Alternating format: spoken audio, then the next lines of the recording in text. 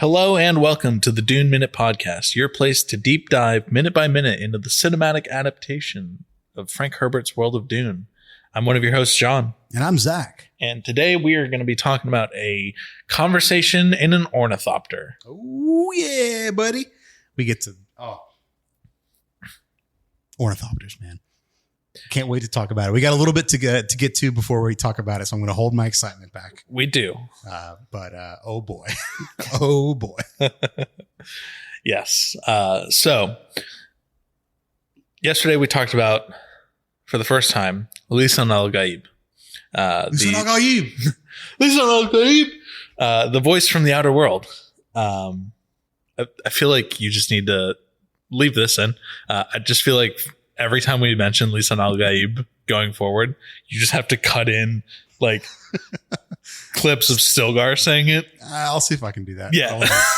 Is that clip short enough to where I don't have to pay for it? Oh yeah. No, you're fine. Okay, good. Lisan al-Gaib. So yes, we're talking about the Lisan al-Gaib today. Yesterday we got a little bit of a introduction to the Lisan al-Gaib as Paul was kind of walking off of the transport ship. All of the Fremen that were there, not by choice, started calling out to him and everything.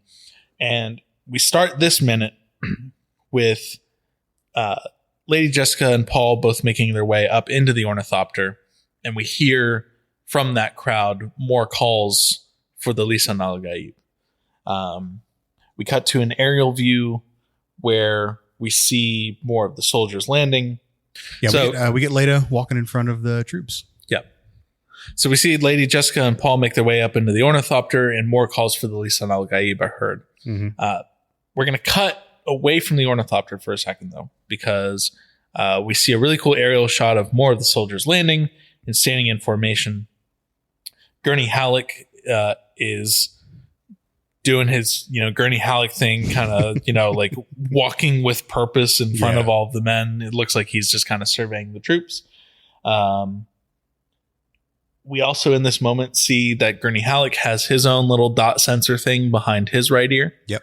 We know that, well, not yet. We know that it's used for communication, but yeah. Anyway. And that's, we had speculated, mainly you had speculated earlier about it having some like connection into like vitals and stuff like and medical that. benefit, which that's still to be determined. I still it would make sense. Yeah, I still maintain that it does, since Dr. Huey Lewis in the news was like fucking putting his hands there when he was looking at Paul before the whole box situation. Yeah. But as Leto is walking in front of the troops, we get more of the Atreides shouting. They definitely practice this. Yeah, they definitely do. I mean, we had talked about it during the ceremony, which could have been an email. They did the same chant, and yeah, this is definitely something they practice, and I think it's like every time they hear the last name Atreides shouted by one of their superiors, you as a soldier have to go Atreides. It's just like a Pavlovian response at this point. Yeah. Yep. Just a call and response, I guess. Leto is no longer looking happy like he was when he saw Thufir Hawat. He's definitely he's determined now. He's determined and grumpy, and he's also walking with purpose. Just, he's in Duke mode. Sure. He's got business to attend to. He's got Duke things going on. I don't know how often you are like leading classes of things or talking in front of groups of people or anything like that. As little as I possibly can. Okay. I do not like any kind of public speaking. I've done it a fair share in my life. And there's definitely, different personas that you put on. Fun Zach, business Zach. Yeah. And those are the only two Zachs you get. The other Zachs are for me. Oh, Jesus. Anyways. how do I even get back to what we're talking about from there? Well, we cut back to Thufir Hawat. The ornithopter doors close. You can cut that one section out. So the ornithopter doors start to close. We get a glimpse into the interior arrangement of the seats. Yep. So the doors close from either side of the cockpit. And the pilot sitting right up front. We got one seat, and then it kind of staggers the seats as it goes back. Yep. So more passengers. Kind of stadium seating kind of. Yeah, almost. Yeah. Yeah. I love that Thufir's like, get out of the sun. It's too hot. Yeah. It's like, it'll definitely. Thufir is my spirit animal. He's a nerd that doesn't like to be in the hot weather. We don't see his umbrella yet. I think the umbrella. No, the umbrella is later. Okay. I love that. Yeah. The best prop in this whole movie. Oh, absolutely. Okay, so I think this is a good chance and a good point for me to talk a little bit about ornithopters. Yes, because we do see it start to unfold and begin to flutter its wings. Yes.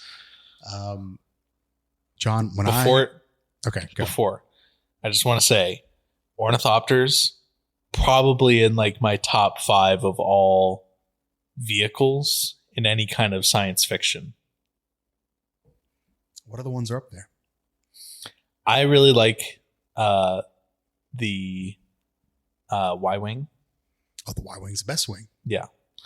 I also really like the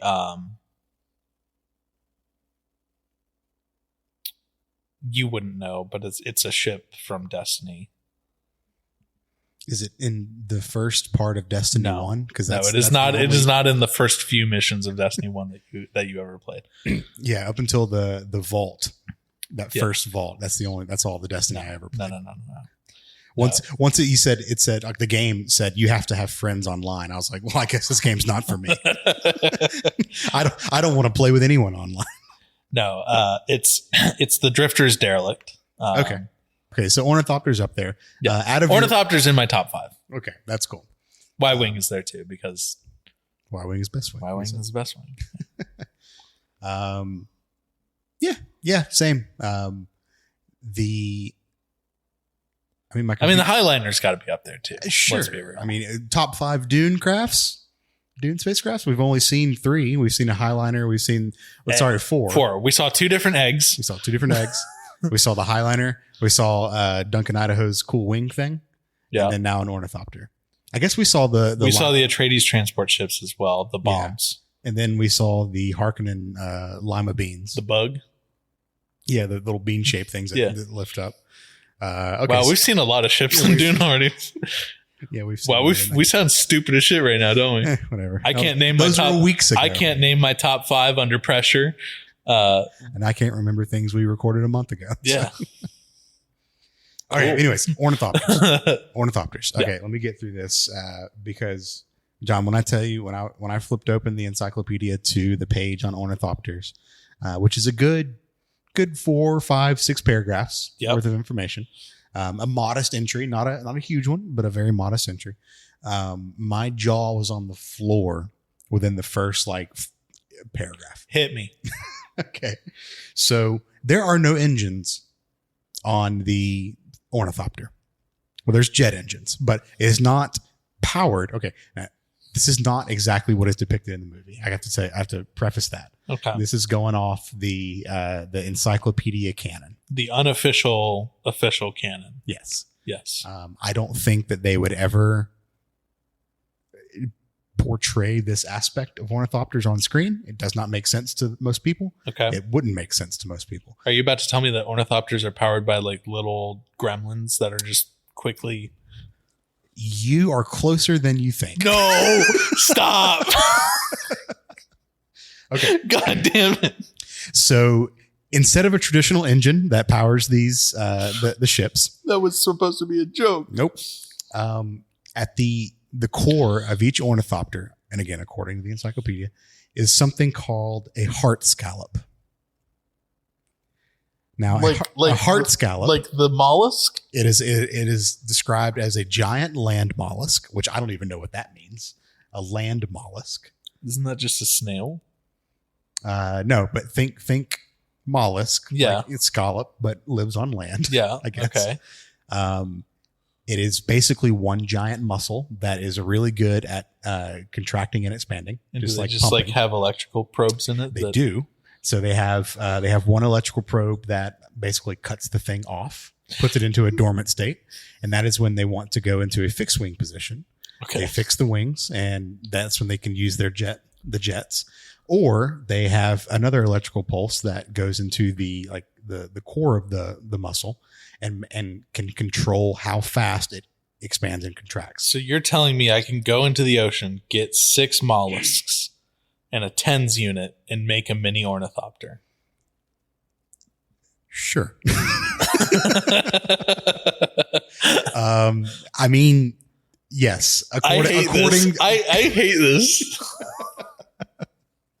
It is a giant muscle that is at the core of this, which it has its advantages, at least in universe advantages. So the wings are connected to the muscle of this mollusk by very complicated ball joints, Sure. which we see in the movie as the wings are, they're when they're not being used, they are pointed backwards, like folded back to be a very sleek. Yeah, I mean the whole thing looks it looks like a dragonfly to me. I was gonna say when it's flying, it looks like a dragonfly. When it's rested, it looks like a grasshopper almost. Yeah. I think that's right.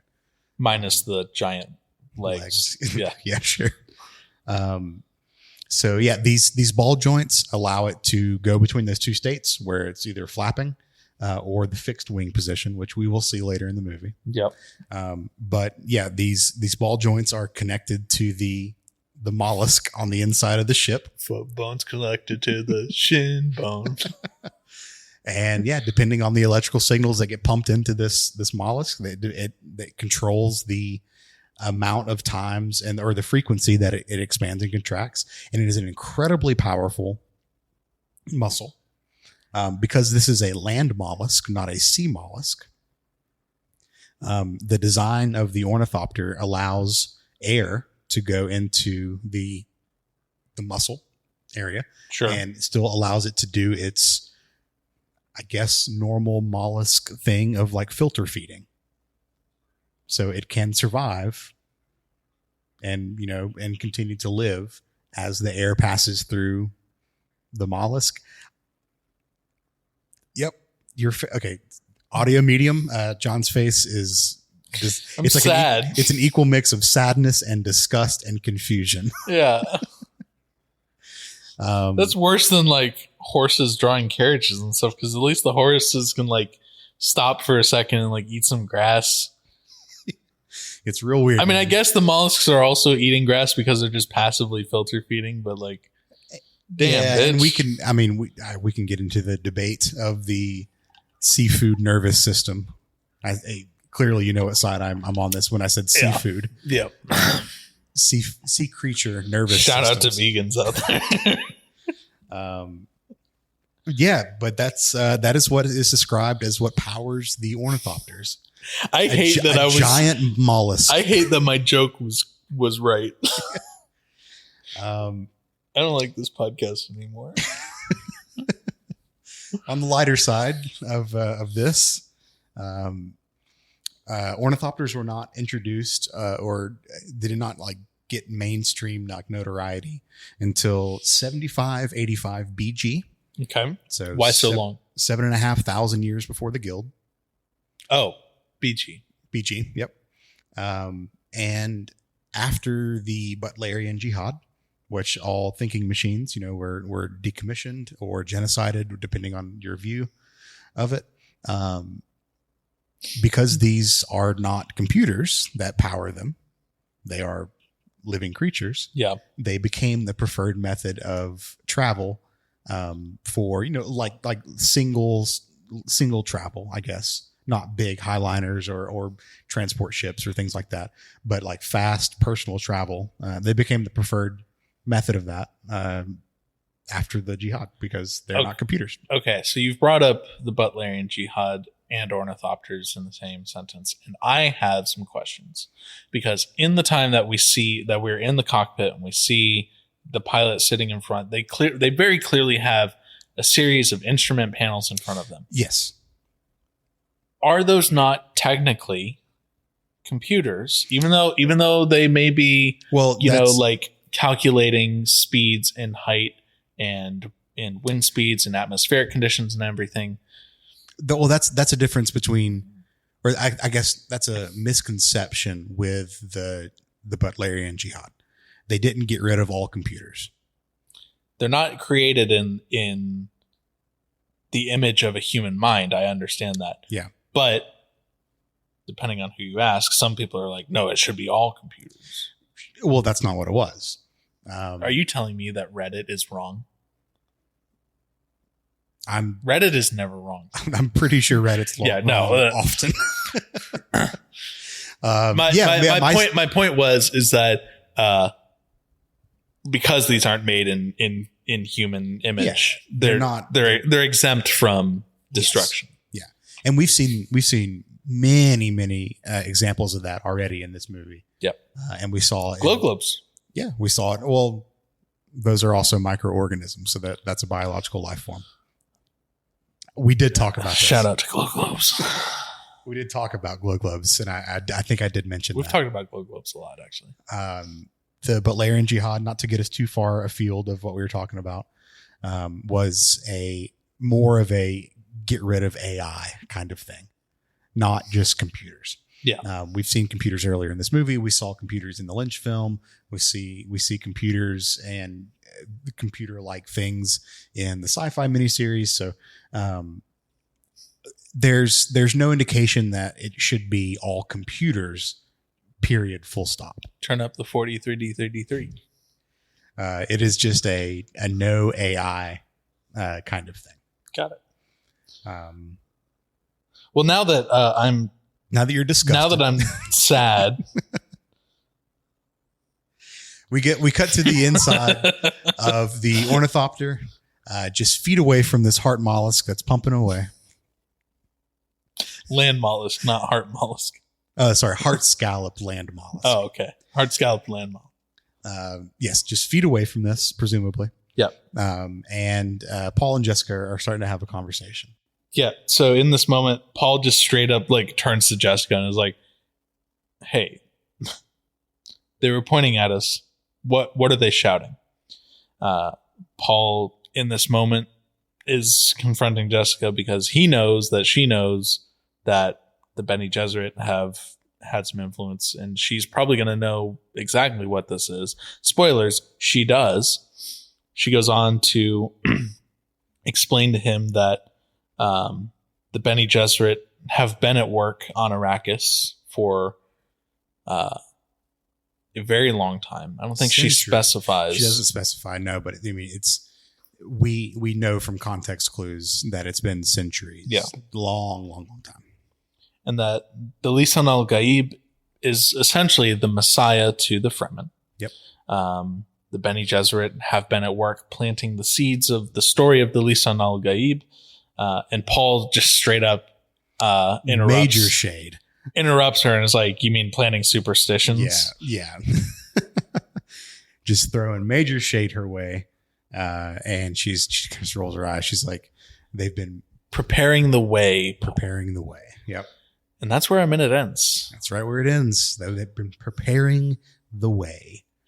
I want to talk about the Bene Gesserit influence and everything. Yeah. So we've talked about the Bene Gesserit quite a bit already in previous episodes and everything. And as you mentioned, just now that they've been here for a couple centuries at the very least. Is it safe to say that the Bene Gesserit are doing this on every planet, or is it only Arrakis, only because of spice, only because of everything that exists on that planet to make it more believable for this Messiah figure? I don't know if that's is it ever addressed? I don't think that is ever addressed outside of the encyclopedia. Okay. Again, I don't know the Brian Herbert books, and I know that he's written a fair number of them. He doesn't stop writing. I'm pretty sure a lot of them are try to give his version of backstory to a lot of this stuff. Yeah. And all I can say with certainty is that the encyclopedia says that this Missionaria Productiva, which is the overall plan, or I guess goal of the Bene Gesserit to return the Kwisatz Haderach. No. Well, it's in service of that, but this particular part of it is there to like make things easier for Bene Gesserits to ingratiate or infiltrate, whichever you want to call it, themselves into particular societies. So like all the myths that they implant and the things that they kind of alter the mythos of a certain culture, they make it to where it's easier for them to become one and manipulate that society. They, as far as I can tell, they will do this to whichever society or planet that they feel like is useful for them. Got it. And whichever it is useful for their breeding program. And being that Arrakis is useful to the Empire as a whole, yeah, because spice is a little important. Yeah, makes sense. Okay. Yeah. So it's not a single planet for sure. I'm sure they do it on a bunch of different planets. I don't think it's ever said one way or the other whether it's how many they've done it to, but it is a very common practice. Got it. Okay, that's what I wanted to. All right. Just kind of clarify, because our conversation ends right there. Halfway through the minute, or the half of the conversation ends with this minute. You know what I'm trying to say. The minute ends halfway through this conversation. There we go. That's it right there. Yeah, that's it, man. Any more notes on this minute? I would just like to apologize because I started the episode thinking that we'd be speaking more about the Lisan al-Gaib, but this episode instead has traumatized me with information about ornithopters that I still think are really fucking cool, but now I'm sad. Well, when you go look at that Lego set later, just know there's a tiny creature inside of it. Not the one that I built.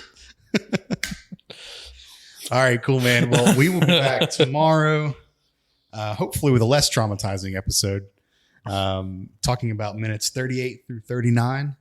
And we continue the conversation with Jessica and Paul as they are going to the palace, I guess. I mean, I don't know. We're flying somewhere. I think they're headed to Arakeen. So. Arakeen, that's right. Yep.